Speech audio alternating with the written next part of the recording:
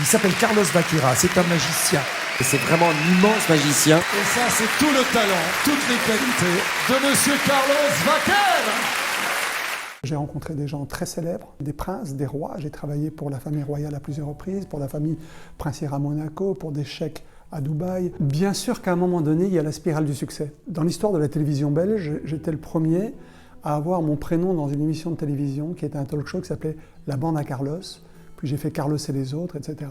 À ce moment-là, je faisais de l'improvisation théâtrale en plus. J'étais dans l'équipe nationale belge, j'ai fait les championnats du monde à Montréal. En plus, je travaillais comme comédien. En plus, je faisais de la magie. Et en plus, j'avais créé une agence artistique.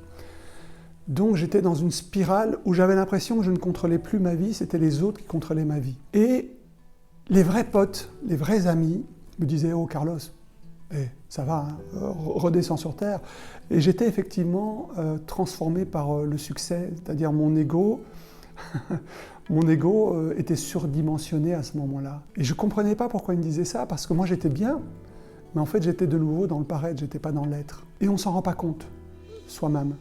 Parce que tout nous sourit, parce que tout va bien, parce qu'on est entouré de personnes qui nous adulent, qui contrôlent en fait plus notre vie que nous-mêmes. Donc oui, il y a un danger, mais encore une fois à mon petit niveau. Hein, je ne suis pas Brad Pitt, je ne suis pas Michael Jackson, je ne suis pas Elvis Presley. Enfin, je pense qu'à un moment donné, si on écoute nos vrais amis, on redevient centré, on redevient aligné, et on se rend compte en fait que l'important, c'est pas le paraître, quoi. Encore une fois, l'important c'est l'être. Vous savez, je rencontre beaucoup de gens dans mon métier. J'ai travaillé partout dans le monde, en Chine, à Hong Kong, j'ai fait 5 spectacles, donc j'ai côtoyé vraiment des gens très importants là-bas, en Amérique du Sud, en Russie, enfin partout dans le monde. Et vous savez, des gens très riches, j'en ai vu, hein, mais je ne peux pas vous dire qu'ils étaient très heureux, ou plus heureux parce qu'ils avaient beaucoup d'argent. J'ai rencontré des gens très pauvres qui étaient beaucoup plus heureux. Pourquoi ? Parce que eux, qu'est-ce qu'ils développaient ? C'était pas le paraître, c'était l'être.